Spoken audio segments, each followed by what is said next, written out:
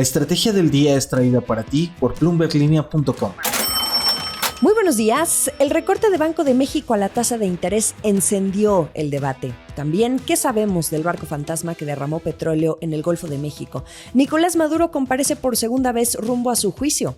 Cae la popularidad de Claudia Sheinbaum, hay tope al diésel y avanza la ley de infraestructura en el Congreso. Intenso el cierre de semana. No olviden hacer clic al botón de seguir del podcast, activar la campana para que puedan recibir la alerta de un episodio nuevo cada mañana.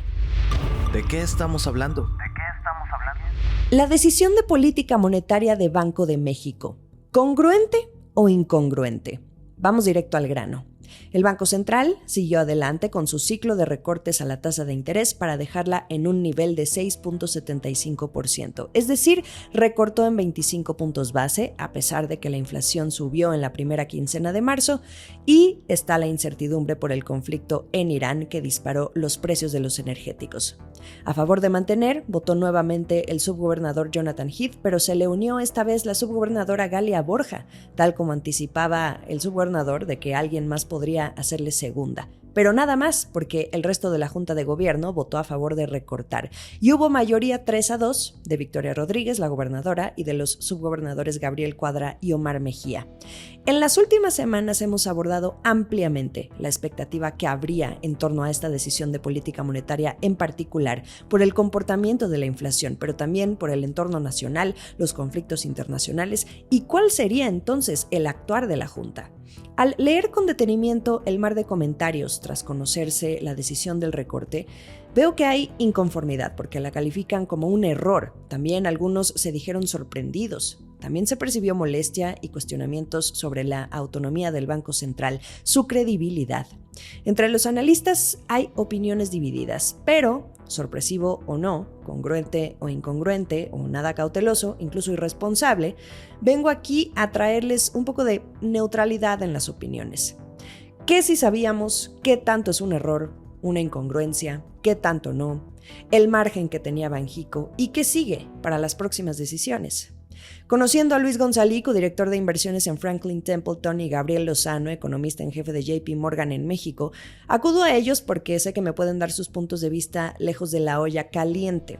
Aunque también, divididas sus observaciones, les pongo las dos caras de la moneda. De entrada, ambos coinciden en que la decisión del recorte se sabía. Vamos a escuchar primero a Luis Gonzalico.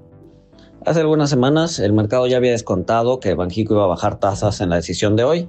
Sin embargo, con los recientes cambios en el tema geopolítico, con la subida del petróleo, con la guerra de Irán, había ya bastantes dudas de si Banxico se iba a animar o no a seguir recortando su tasa. Sin embargo, ayer Banxico recorta su tasa en una decisión 3-2, votando la subgobernadora Borja y el subgobernador Heath en contra de bajarla, a favor de mantenerla. Pues el mercado, uno es relativamente sorpresivo. Si bien hace 3 semanas el escenario era de baja, ahorita el mercado tenía bastantes dudas y una de esas sorpresas se pueden ver en el mercado de renta fija, que terminó después de la decisión de Banxico bajando sus tasas a nivel general, sobre todo en la parte de CETES. Creo que es una decisión un poco incongruente, sobre todo porque llevan ya 2 decisiones ajustando sus pronósticos de inflación al alza, ¿no? Lo vimos sobre todo de manera fuerte la vez anterior y hoy de una manera un poco más marginal, pero a la alza.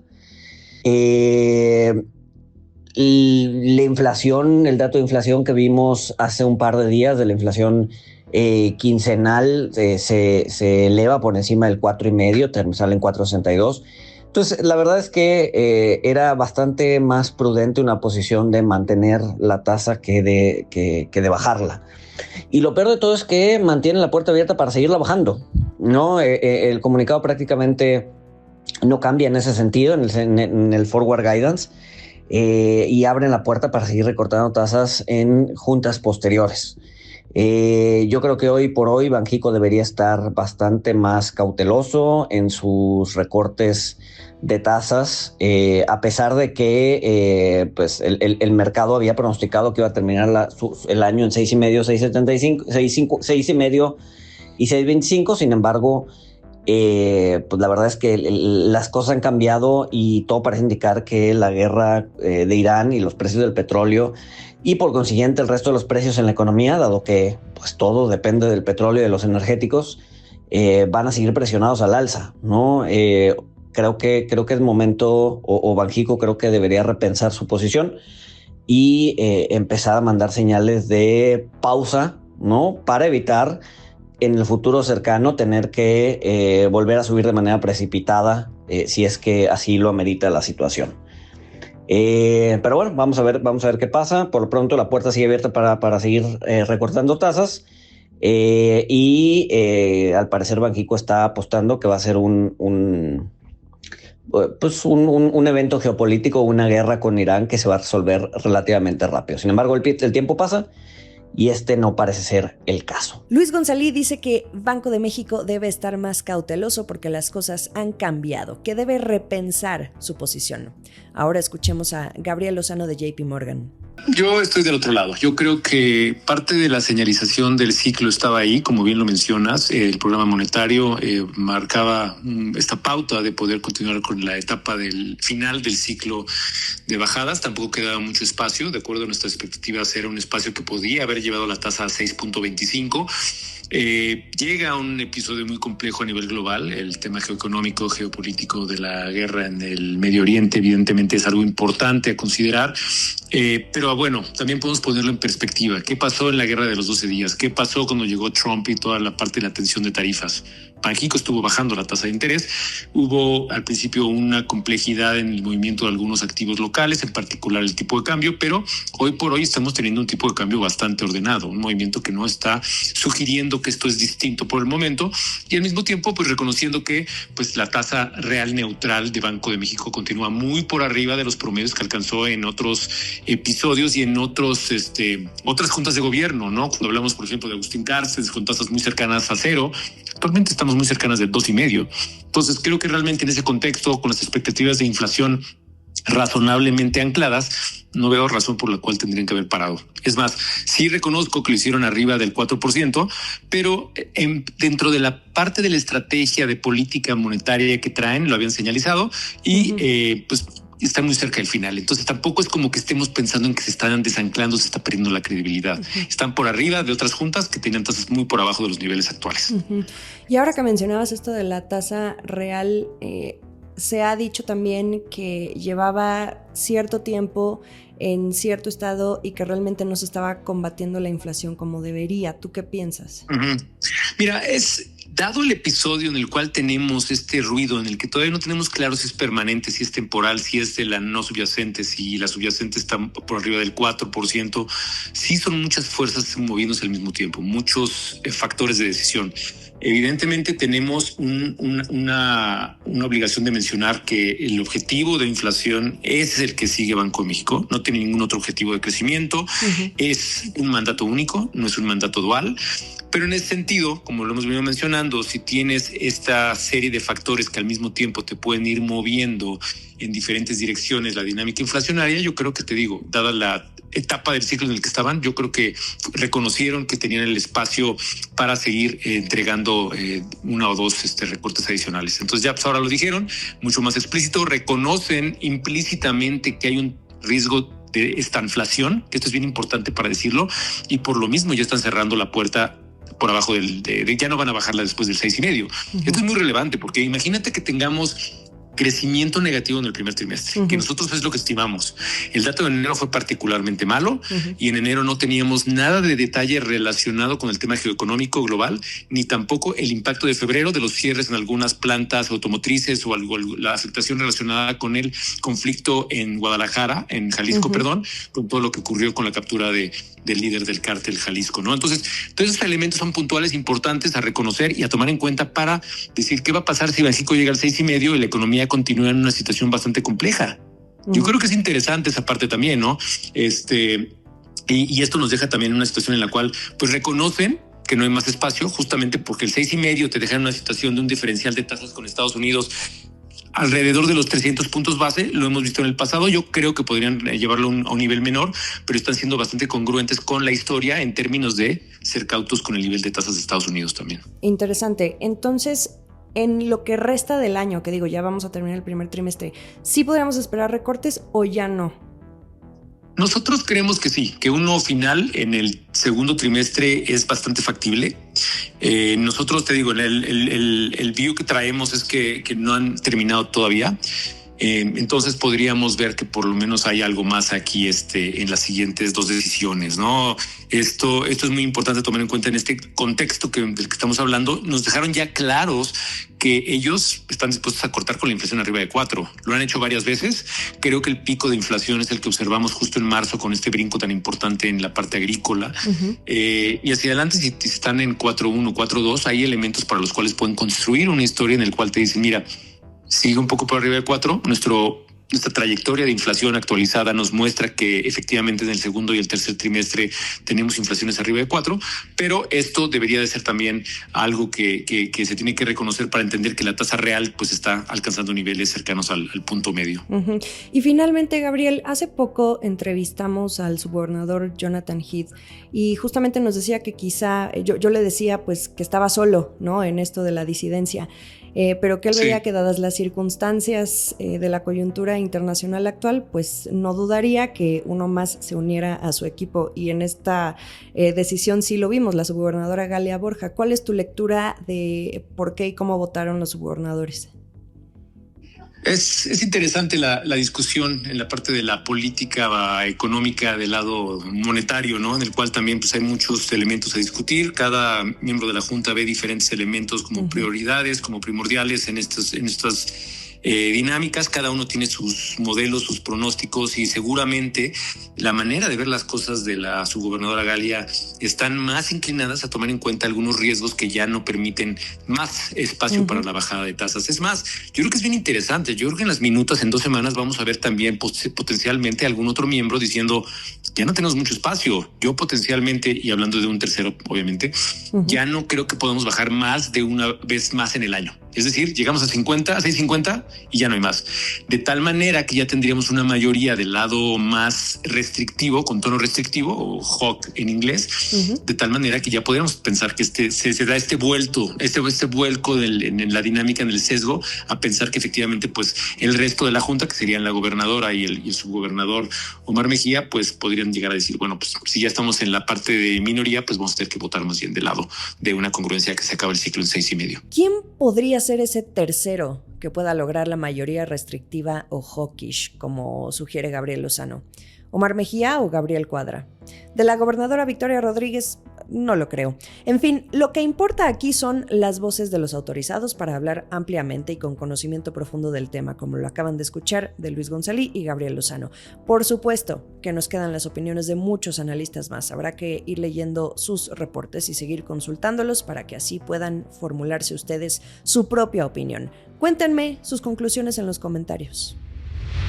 En otras noticias.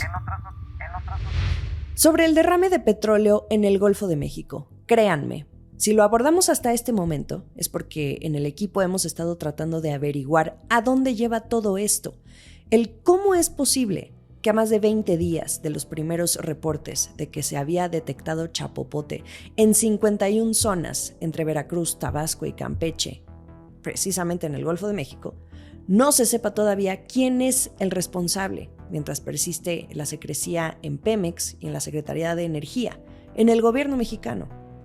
En Bloomberg Línea publicamos una historia escrita cuyo título me parece resume muy bien en qué punto nos encontramos. Un barco fantasma derrama petróleo en México y el gobierno no ha señalado a la empresa responsable. Así. ¿Qué papel está teniendo Pemex en todo esto? ¿De quién es el barco? ¿De una empresa contratista? ¿Cuál es?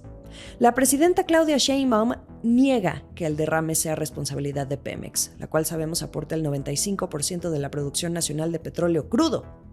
Durante toda esta semana sostuvieron que las investigaciones continuaban, incluso involucrando a la Fiscalía General de la República porque ya era un delito penal. Pero siguen sin aparecer los nombres, los responsables. Estamos hablando de un derrame que se extendió en 630 kilómetros del litoral de los estados de Campeche, Tabasco y Veracruz, según la red Corredor Arrecifal del Golfo de México, que agrupa a organizaciones ambientalistas. Arturo Solís, reportero de energía para Bloomberg Línea y este podcast, platicó en entrevista con un miembro del colectivo, quien dice que el derrame ya superó los límites comprensibles. Si activan la opción de video o si nos ven por YouTube, les pido por favor que lo hagan para que me acompañen a mirar una serie de imágenes que compartieron a mi colega sobre los daños que el derrame está causando a la fauna, además en plena época de Cuaresma. Estamos viendo manchas de crudo sobre la playa, tortugas y peces muertos que los pobladores de la localidad de Jicacal, municipio de Papajan, en la costa de Veracruz, mostraron al procurador ambiental del estado, Ángel Carrizales. Evidencia ante lo que la gobernadora Rocío Nale dijo que solo fueron unas gotas. Están molestos ante el discurso de Nale.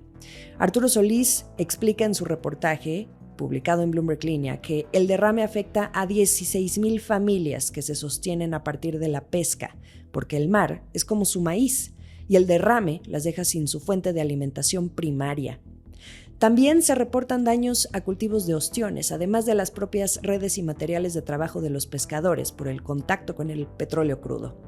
Lo más grave de todo, entre los relatos recolectados por mi colega, es que la gente local en municipios de Veracruz, ante la falta de sustento adicional u otra actividad económica, ha comenzado a pescar y comercializar el producto contaminado, causando incluso una intoxicación, según le narró un testigo.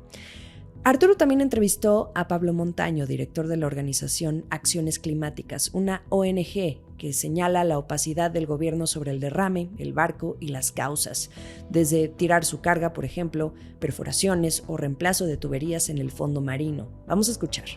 Las versiones que han estado manejando desde el gobierno federal, de que se trata de un barco el que provocó el derrame, coinciden en cierta medida, en tanto que sí hay un barco donde surge la zona del derrame, pero creo que hay una interpretación que de repente, no sé si es deliberada, pero de repente pareciera que se está buscando inferir que se trata del derrame del barco, ¿no? O sea, como si el barco hubiera derramado el crudo, y aquí yo creo que vale la pena suponer que hay otras fuentes posibles, ¿no?, de crudo, por la cantidad de la que estamos hablando y la cantidad de días en la que ocurre el derrame. No nos terminan de decir ¿qué hizo el barco?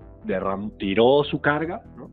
Era un buque tanque y tiró su carga, o se trata de un barco de exploración que estaba haciendo perforaciones, que estaba tratando de hacer, también de repente hay procesos de reemplazo de tuberías, ¿no?, que están en el fondo marino. O sea, nos dicen exactamente qué provocó el derrame, ¿no? O sea, y eso creo que es parte de este sesgo que hay de información, ¿no? Que no permite reaccionar tampoco, ¿no? O sea, porque si se desconocen los hechos, si se minimizan, y cuando se presenta evidencia no se completa la información, pues no sabemos exactamente frente a qué estamos, ¿no? Sí, hablan, me decía uno de los voluntarios de la red arrecifal, pues que hablan de un derrame invisible o de un barco fantasma, ¿no? Exacto, que además esa es la otra parte, o sea, decir, estamos tratando de localizar de quién fue el derrame, no, pues no son pangas, o sea, es bastante viable identificar un derrame, un barco, una embarcación, a partir de su matrícula y digamos el cruce con las fechas en las que estás buscando la información. Los barcos tienen geolocalización, hay rastreadores y algunos de ellos son públicos donde tú puedes ver, o sea, si tú estás en la playa y ves un barco en el horizonte y te metes a estas páginas, puedes ver en tiempo real qué barco es, qué matrícula tiene, qué tipo de embarcación es, quién es su dueño. Todo eso es fácil de identificar. Entonces, que las autoridades no estén haciendo esta parte o no lo estén compartiendo, pues es preocupante, por decirlo menos. No sé si se deba a la investigación que están realizando, pero deberíamos de conocer quién fue, ¿no? Y por qué sucedió y qué castigo va a haber. Esto último que menciona Pablo Montaño en entrevista con mi colega Arturo Solís para su reportaje publicado en Bloomberg Línea es fundamental y preocupante, como él bien señala. Es bastante viable identificar una embarcación a partir de su matrícula, el cruce con fechas y búsqueda de información. Sin embargo, dice que por su cuenta no ha podido identificar las coordenadas exactas del derrame para saber si están dentro de un bloque asignado a alguna compañía petrolera. Pero como él dijo, para el gobierno debe ser relativamente fácil.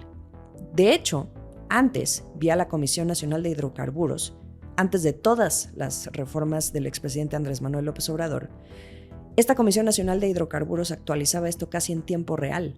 Hoy ya no, porque ya ni existe, porque pasó a ser absorbida por la Secretaría de Energía y muchas cosas cambiaron. Si me vuelven a acompañar en pantalla, vemos una imagen satelital cortesía de los colectivos ambientales que muestra que desde principios de febrero se realizaron acciones de contención ante el derrame frente a las costas de Campeche. Desde entonces, alertaron ante la falta de información y la respuesta insuficiente de las autoridades.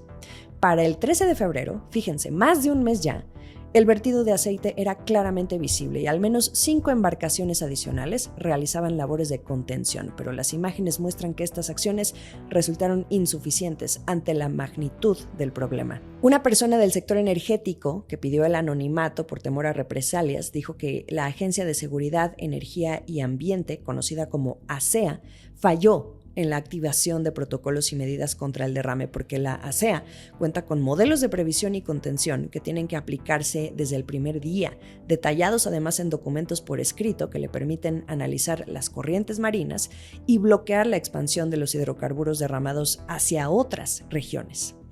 Este jueves 26 de marzo, la Secretaría de Marina apenas reveló que sospechaba de 13 barcos. Pero esta es una hipótesis que contrasta con la versión previa de la presidenta Sheinbaum de que había sido un solo buque. Lo que dicen es que 4 barcos aún navegan en aguas mexicanas, por lo que están haciendo inspecciones a esos 4 para deslindar responsabilidades. El resto ya estaría en aguas internacionales, así que están pidiendo ayuda para que puedan hacer algo y revisarlos. Otra hipótesis es que el derrame pudo ser por fugas naturales de hidrocarburos, de chapopoteras, como se les conoce, una especie de fugas naturales que emanan hidrocarburos de forma permanente en Cantarell, aquel yacimiento en la sonda de Campeche que fuera el más importante para Pemex en algún momento. Pueden ser esas u otras cercanas al puerto de Coatzacoalcos en Veracruz. Toda una lista de teorías, pero cero claridad. ¿Qué pasa en Venezuela? ¿Qué pasa en Venezuela, o más bien en Nueva York? Nicolás Maduro compareció el 26 de marzo ante un tribunal federal en Manhattan ante las acusaciones de Estados Unidos por conspiración por narcotráfico y narcoterrorismo. Los fiscales afirman que Maduro, que fue detenido por Estados Unidos el 3 de enero pasado, desempeñó un papel clave en una conspiración para traficar cocaína a Estados Unidos. También alegan que Maduro y otros se asociaron con grupos designados por Estados Unidos como organizaciones terroristas extranjeras y que intentó enriquecerse durante sus más de 25 años en el poder. Es la primera comparecencia rumbo al juicio que tiene desde la del 5 de enero. Nicolás Maduro llevaba audífonos para escuchar la traducción al español, también tomaba notas con frecuencia y se ponía y quitaba los lentes. Sonreía y parecía estar de buen humor como cuando lo detuvieron, o más bien cuando llegó a Nueva York. Maduro actualmente se queja de que Estados Unidos le está impidiendo recibir del gobierno de Caracas el dinero que necesita para pagar su defensa legal y sus abogados están peleando porque no se le imponga una defensa que no desea. Bloomberg reporta que es probable que el juez discuta con los abogados el calendario de la fase previa al juicio, incluyendo un plazo para que Maduro y su esposa presenten sus solicitudes de desestimación de los cargos o de limitación de las pruebas que se pueden utilizar en su contra. El último sorbo. Con carga triple porque la semana cerró fuerte. La aprobación de la presidenta Claudia Sheinbaum cayó en marzo al nivel más bajo en lo que va de su administración. Esta baja coincide con una creciente preocupación por la corrupción y también del crimen tras la muerte del Mencho, líder del cártel Jalisco Nueva Generación. Aproximadamente el 54% de los mexicanos aprueba la gestión de Sheinbaum, que es 2 puntos menos que en febrero y 9 abajo de lo que estaba en enero. Este es un sondeo de LATAM Polls, que es una encuesta de Atlas Intel que realiza para Bloomberg News y fue publicada el jueves 26 de marzo. La desaprobación subió al 41%, 5 puntos más que hace un mes y 10 puntos más que a comienzos del año. Eso sí, Sheinbaum sigue siendo una de las líderes mejor evaluadas en la región de América Latina, pero su caída se produce en paralelo con un descenso en la popularidad de otros líderes conservadores y de izquierda en la región, como Luis Ignacio Lula da Silva en Brasil y Javier Milei en Argentina. Mientras tanto, en su conferencia matutina, ya pasando a otros temas, Sheinbaum dijo que su gobierno llegó a un nuevo acuerdo voluntario con los empresarios gasolineros, ahora para establecer un precio máximo al diésel, un tope. Serán 28.50 pesos por litro. Recordemos que el diésel es el combustible que utiliza el 80% del transporte de carga y pasajeros en el país y alcanzó los 30 pesos por litro por todo esto que está pasando en Medio Oriente. Sheinbaum dice que aunque se llegó a este tope de 28 pesos, sigue siendo muy alto y quiere seguir bajándolo. Vamos a ver si negocia una reducción adicional. Y en el Congreso, la Cámara de Diputados aprobó durante la madrugada del jueves 26 de marzo la Ley de Infraestructura, que presentó la presidenta apenas en el marco de la Convención Bancaria la semana pasada. Es aquella ley con la que busca reactivar la inversión en México mediante la incorporación de muchos esquemas y vehículos financieros, entre ellos los fideicomisos públicos y privados. Hay prisa, se sabe. Que pasen un feliz fin de semana y apúrense con sus maletas para disfrutar la Semana Santa. Lo mejor de la información económica y de negocios está aquí en La Estrategia del Día. Estamos en Spotify, pero también en Apple y Amazon. Recuerden que pueden ver la transmisión diaria en video por YouTube y por ex Twitter. En Instagram sigan a La Estrategia del Día y a mí me encuentran como Jimena Business. Esta fue La Estrategia del Día, escrito y narrado por Jimena Tolama, producido por Arturo Luna y Daniel Hernández. Que tengas un día muy productivo.